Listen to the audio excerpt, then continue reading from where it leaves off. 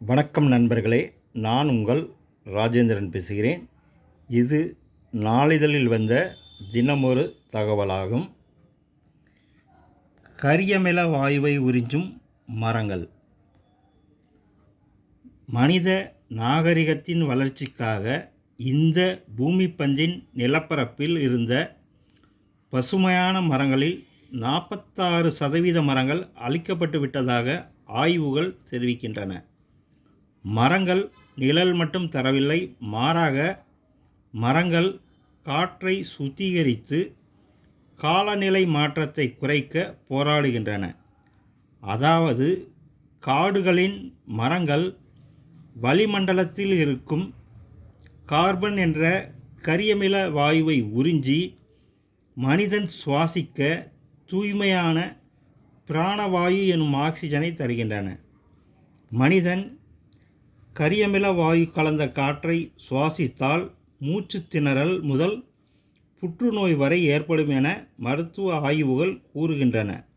தற்போது பூமியில் இருக்கும் மரங்கள் சுற்றுச்சூழலில் இருக்கும் கரியமில வாயுவின் அளவில் 30% அளவுக்கு உறிஞ்சி காற்றில் கலந்திருக்கும் மாசுவை கட்டுப்படுத்துவதாக ஆய்வுகள் கூறுகின்றன.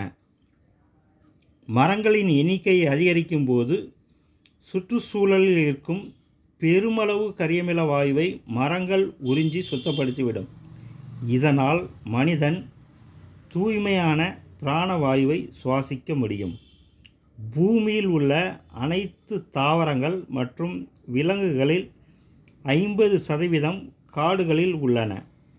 மரங்கள் வெட்டப்பட்டு காடுகளின் பரப்பளவு குறைந்து போனால் மனித வாழ்க்கை பல்வேறு சிக்கல்களை சந்திக்கும்.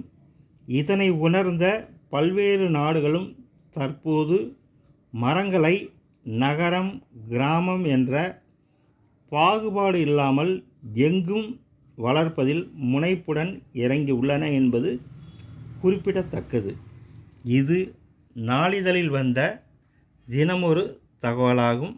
வணக்கத்துடன் உங்கள் ராஜேந்திரன்.